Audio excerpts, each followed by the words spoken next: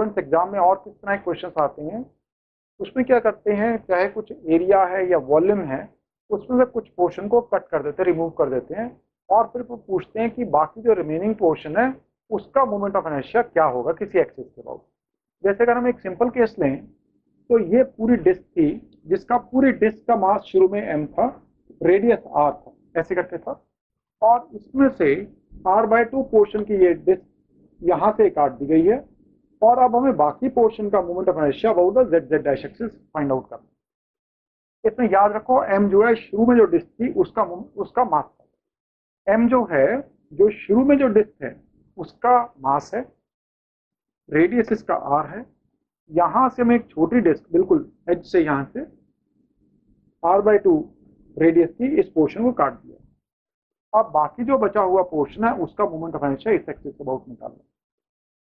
जब भी ऐसे पोर्शन आएंगे, जब भी इस तरह क्वेश्चन आएंगे, तो उसके लिए आप एक बहुत सिंपल सा लॉजिक यूज करेंगे कि अगर ये m1 है पार्टिकल, इसका डिस्टेंस इस एक्सिस से i y डैश, इसका डिस्टेंस इस एक्सिस से r1 है, ये m2 है और ये डिस्टेंस r2 है।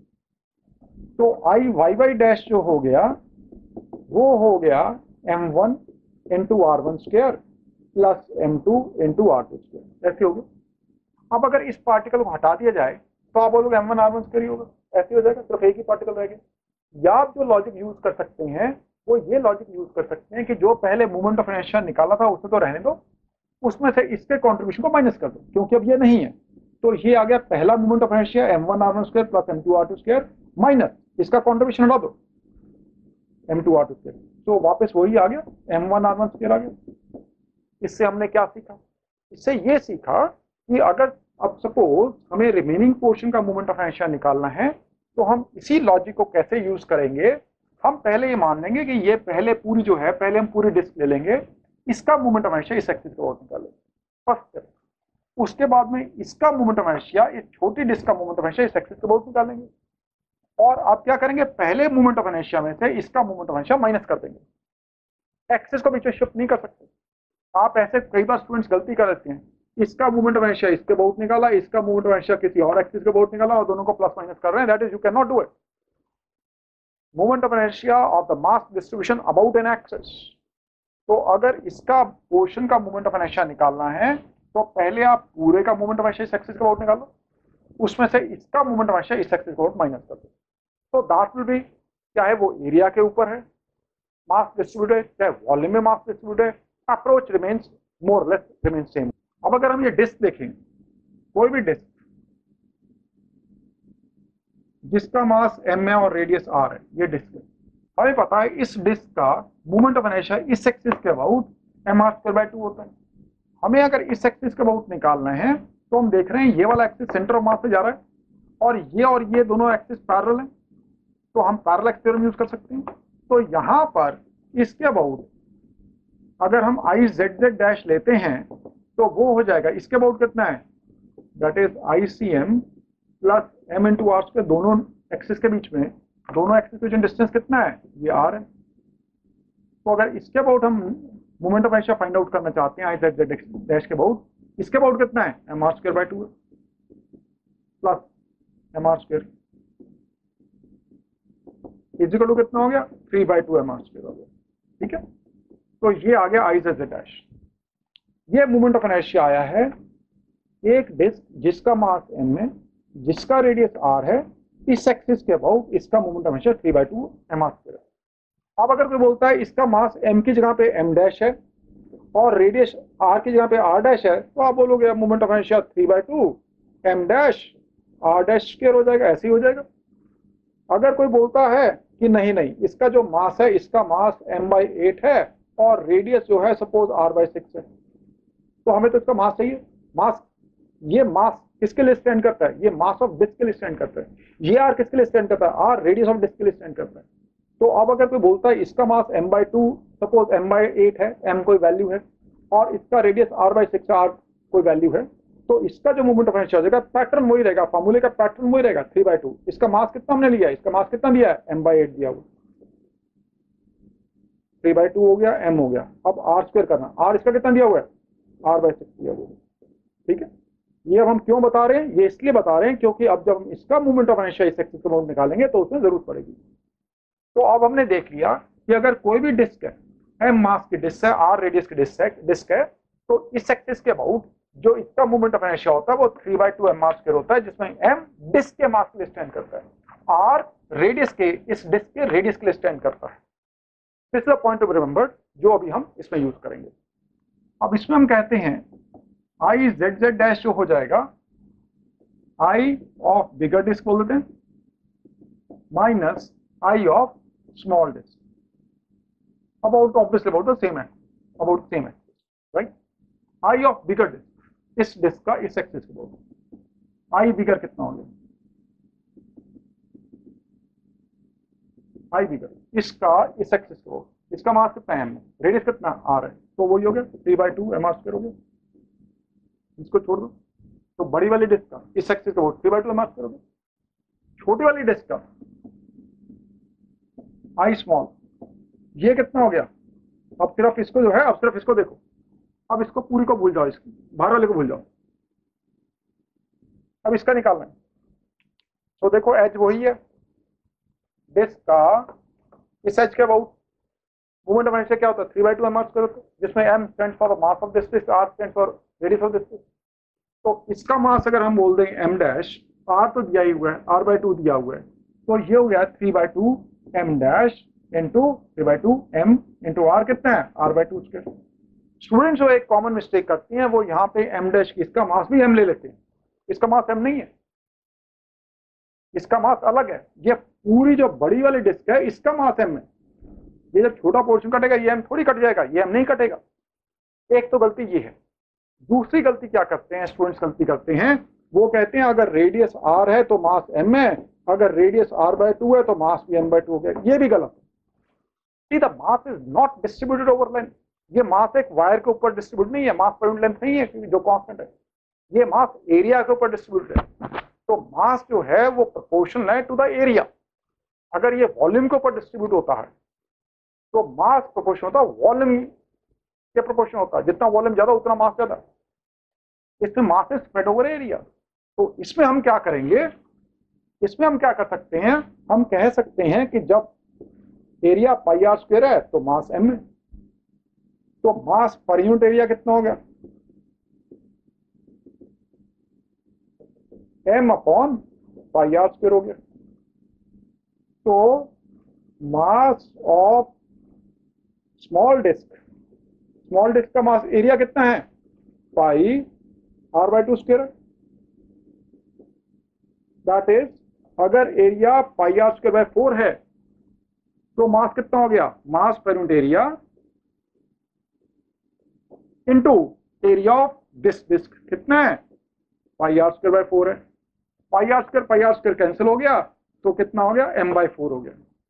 तो इसका जो मास हमारे पास आ गया, इसका मास m/4 है, जिसमें मास कैपिटल M जो है stand for the bigger disc mass. Bigger disc जिसका रेडियस r है और मास m है, उसमें से अगर एक छोटी डिस्क काट लेंगे जिसका रेडियस r/2 है तो इसका मास m/4 होगा। दैट इज बड़ी शीट का, बड़ी डिस्क का 1/4 मास होगा। तो हमने इसमें 1/4 मास को काट लिया। तो आई स्मॉल कितना हो गया 3/2, m कितना निकाला है m/4, ये कितना हो गया r²/4 हो गया। अब आई जेड जेड कितना हो गया, आई जेड जेड डैश कितना हो गया, बड़ी का मोमेंट ऑफ इनर्शिया, बड़ी डिस्क का मोमेंट ऑफ इनर्शिया एक्सिस के about 3/2 M R square minus छोटी डिस्क का मोमेंट ऑफ इनर्शिया एक्सिस के अबाउट कितना है 3/2, m इसका कितना है m/4 इंटू r²/4, यही आ गया mr² इंटू 3/2 1 माइनस 1/16, 15/16 हो गया। So this comes out to be the moment of inertia of the remaining portion about this axis, right? तो जब इस तरह के क्वेश्चन आएंगे तो उसमें एक अप्रोच का ध्यान रखना कि पहले जो है, पहले जो भी पोर्शन शुरू में दिया हुआ है दैट इज उसका पहले मोमेंट ऑफ इनर्शिया निकाल लो, उसके बाद में जो पोर्शन कट है उसका मोमेंट ऑफ इनर्शिया निकाल लो, then about the same axis दोनों के मोमेंट ऑफ इनर्शिया माइनस कर दो। अभी जो हमने क्वेश्चन किया उसमें एक डिस्क थी, डिस्क में से छोटी डिस्क r/2 रेडियस की हमने काटी हुई थी और बाकी रिमेनिंग पोर्शन का moment of inertia find out किया था। अब क्वेश्चन मोर लेस वही है, लेकिन एक्सिस हमने यहाँ पर ले लिया। अब ये जो डिस्क काटी गई है वो यहाँ से नहीं काटी गई है, वो यहाँ से काटी हुई है। और अब हमें बाकी जो रिमेनिंग पोर्शन है उसका मोमेंट ऑफ इनर्शिया इस एक्सिस से बहुत निकालेंगे। अब ये कैसे निकालेंगे? सेम मेथड वही रहेगा। पहले इसका डिस्क का moment of inertia original disc का विद दिस मास इंक्लूडेड, पूरी मास जब ये मास काटा नहीं गया तो इसका मोमेंट ऑफ इनर्शिया इस एक्सिस से बहुत लेंगे। उसके बाद में ये पोर्शन काटा गया है इतना, ये डिस्क, इसका मोमेंट ऑफ इनर्शिया इस एक्सिस का बहुत ले लेंगे और पहले वाले मोमेंट ऑफ इनर्शिया में से इसका मोमेंट ऑफ इनर्शिया माइनस कर देंगे तो हमारे पास रिमेनिंग पोर्शन का मोमेंट ऑफ इनर्शिया आ जाएगा। ठीक है, तो अगर आई जेड जेड डैश निकालना है, if you to find about I, sorry, अगर I Z Z dash find out करना है तो वो हो गया I bigger minus I smaller about the same axis. Please remember that is axis, you can not change it. तो इसका जो मोमेंट ऑफ इनर्शिया इस एक्सिस के अबाउट अभी हमने कहा था, दैट इज आई बिगर कितना हो गया, ये हो गया 3/2 mr² हो गया, 3/2 mr² हो गया। अब आई स्मॉल करते हैं, इसका मोमेंट ऑफ इनर्शिया हमें इस एक्सिस का बहुत निकालना। इसका मास अभी हमने कितना निकाला था, m/4 निकाला था, इसका मास निकाला था, और हमें इसके अबाउट निकालना है। इसके अबाउट हमें मोमेंट ऑफ इनर्शिया इसका इसके अबाउट निकालना है, इसके अबाउट नहीं निकालना है। तो मोमेंट ऑफ इनर्शिया इसके अबाउट निकालना है, लेकिन अब इसके अबाउट कैसे निकालें? इसका मोमेंट ऑफ इनर्शिया इस एक्सिस के अबाउट, इस वाले एक्सिस के अबाउट जो मोमेंट ऑफ इनर्शिया है वो फॉर्मूला क्या होता है डिस्क के लिए, mr² 2 होता है फॉर्मूला होता है। इसका मास कितना है, m इंटू आर कितना है, r/2 mr²/2। ये क्या हो गया, ये ICM हो गया, इसका इसके अबाउट हो गया, mr²/2 का पैटर्न हो गया। हमें निकालना है इस एक्सिस के अबाउट में, क्या ये दोनों एक्सिस पैरेलल हैं या नहीं है? ये पैरेलल है, तो पैरेलल थ्योरम लग सकती है कि नहीं लगती है? बिल्कुल लग सकती है। ये अगर डिस्टेंस हम x ले लें तो इसका आई स्मॉल जो हो जाएगा, आई स्मॉल डिस्क का जो हो जाएगा वो हो जाएगा ICM प्लस m। इसका m कितना है, m/4। डिस्टेंस कितना हमने लिया है, x²। पैरेलल थ्योरम लगे, ये यूज है पैरेलल थ्योरम। ICM कितना है, mr²/2, m/4 r/2² plus m/4। अब ये x निकाल, ये कितना है, ये r है, ये कितना है, r/2 है। तो पाइथागोरस थ्योरम अगर यूज करेंगे, x² is equal to r² plus r/2², तो हमारे पास x² की फॉर्म आ जाएगी। तो m/4 इंटू x², x की यहाँ पे ये वैल्यू पुट कर दोगे तो हमारे पास आई स्मॉल भी आ गया। अब पूरी का मोमेंट ऑफ इनर्शिया क्या होगा, इस एक्सिस के अबाउट, इसका मोमेंट ऑफ इनर्शिया इसके अबाउट माइनस इसका मोमेंट ऑफ इनर्शिया इसके अबाउट। आई स्मॉल कितना हमने ये निकाला, कैसे निकाला, पैरेलल थ्योरम यूज करते हुए निकाला। इसका पहले इसके अबाउट निकाला, फिर इसके अबाउट निकाल लिया पैरेलल थ्योरम यूज करते हुए। ठीक है, अब इसमें से आई बिगर में से आई स्मॉल माइनस कर देंगे तो हमारे पास आई जेड जेड डैश की वैल्यू आ जाएगी। You can simply put the value and you can get the answer. Mass moment of inertia, और जनरली जिसे हम मोमेंट ऑफ इनर्शिया भी कहते हैं, वो डिपेंड करता है कि मास एक्सिस के अबाउट कैसे डिस्ट्रीब्यूट है। We always find out moment of inertia of the mass distribution about the axis. Moment of inertia हमेशा किसी मास डिस्ट्रीब्यूशन का, चाहे वो पार्टिकल्स की फॉर्म में हो, चाहे कॉन्टिन्यूस मास डिस्ट्रीब्यूशन हो, उसका मोमेंट ऑफ इनर्शिया हम किसी एक्सिस के अबाउट पता करते हैं।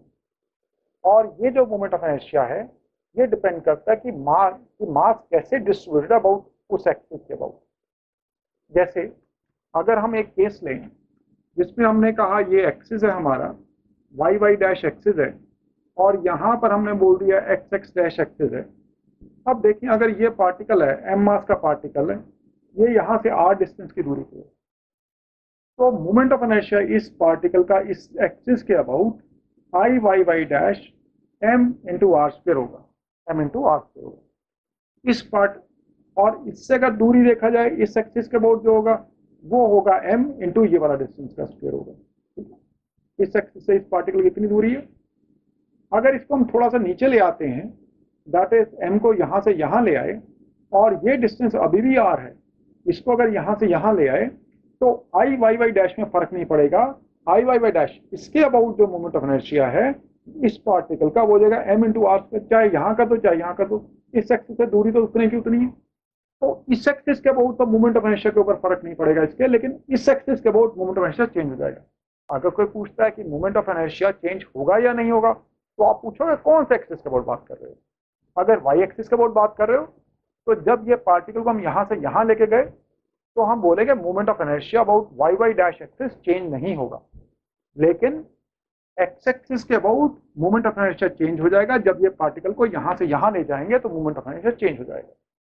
तो इस चीज का याद रखना, moment of inertia is always of a body about an axis. इसी पॉइंट को इलस्ट्रेट करने के लिए लेट्स से हमने एक शीट ले ली है। इसमें I have taken just 4 particles A B C D. तो इस पार्टिकल का मोमेंट ऑफ इनर्शिया यहां से m इंटू आर स्क्वायर हो जाएगा, इसका m इंटू ये वाला आर स्क्वायर हो जाएगा, इसका m into R square m into R square हो जाएगा। ठीक है। अब अगर इस शीट को मैं यहाँ से टीयर ऑफ भी कर देता हूँ और इसको इसके ऊपर भी रख देता हूँ, तो मोमेंट ऑफ इनर्शिया तब भी नहीं चेंज होगा। इसको देखें, if I tear it off, now चाहे ऐसे कर दें, चाहे इसके ऊपर मैं ऐसे रख दूं इसके ऊपर, तो इसका मोमेंट ऑफ इनर्शिया देखो एक्सिस से डिस्टेंस उतना ही है। तो moment of inertia about this axis of this sheet is moment of inertia of this upper sheet about this axis plus this sheet about this axis।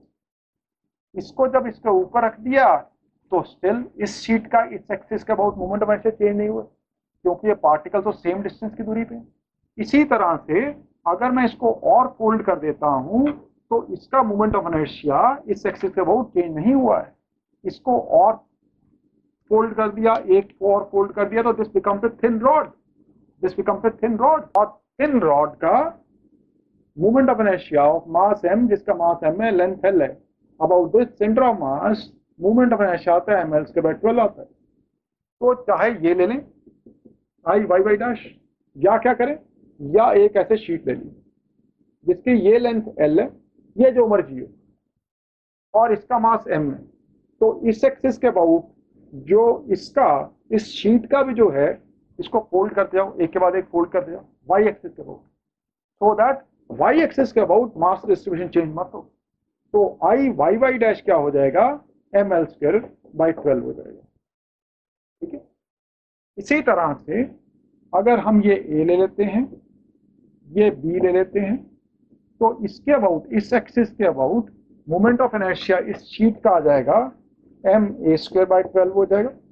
That is क्या हो जाएगा, आई Y Y dash हो जाएगा, ये Y Y dash हो गया, और आई x x dash, इस x x dash x axis के अबाउट लेना है तो इसको ऐसे फोल्ड करते जाएंगे, तो मोमेंट ऑफ इनर्शिया इसके अबाउट चेंज नहीं होगा। तो आई एक्स एक्स डैश कितना हो जाएगा, m बाई 12 b स्क्वायर हो जाएगा। और अगर आई जेड जेड डैश निकालना है, आई Z Z dash 2 dimensional body है, we can use perpendicular theorem, we can use, so I z z dash is equal to I x x dash plus I y y dash, that is m by 12, इसको square कर देंगे, m by 12 a square plus b square, so this will come out to be I z z dash।